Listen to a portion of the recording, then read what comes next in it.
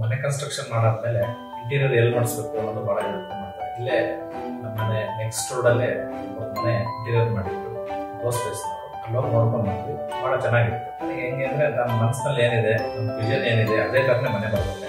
ಹಾಗಾಗಿ ನಾವು ಒಳ್ಳೆ ಇಂಟೀರಿಯರ್ನ ಹುಡುಕ್ತಾ ಇದ್ವಿ. ಗೋ ಸ್ಪೇಸ್ ಇಂಟೀರಿಯರ್ ನಾವು ಸಿಕ್ಕಾಗ ಅವ್ರ ಹತ್ರ ಕಮ್ಯುನಿಕೇಟ್ ಮಾಡಿದ್ವಿ. ಫಸ್ಟ್ ರವಿ ಹತ್ರ ಕಮ್ಯುನಿಕೇಟ್ ಮಾಡಿ ರವಿ ಅವರು ತುಂಬ ಚೆನ್ನಾಗಿ ನಮಗೆ ರೆಸ್ಪಾನ್ಸ್ ಕೊಟ್ಟು ಒಳ್ಳೆ ಡಿಸೈನ್ಸ್ ಕಳಿಸಿದ್ರು.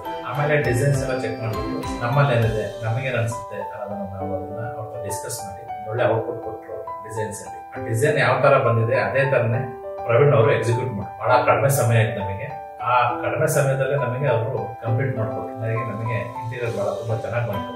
ಎಷ್ಟು ಚೆನ್ನಾಗಿ ಅಂದ್ರೆ ನಾವು ಮನೆ ಈಗಲೇ ಹೀಗೆ ಬರ್ಬೇಕು ಅಂತ ಅನ್ಕೊಂಡಿದ್ರು ಅದೇ ತರನೇ ಮನೆ ಬಂತು. ಬಹಳ ಕಡಿಮೆ ಸಮಯದಲ್ಲಿ ಅದನ್ನ ಮಾಡ್ಕೊಟ್ರು. ಆಮೇಲೆ ಎಲ್ಲ ನಮ್ಮ ಫ್ರೆಂಡ್ಸು, ಕೊಲೀಗ್ಸು, ನಮ್ಮ ರಿಲೇಷನ್ಸ್ ಮನೆ ನೋಡಿ ತುಂಬಾ ಇಷ್ಟಪಟ್ಟರು.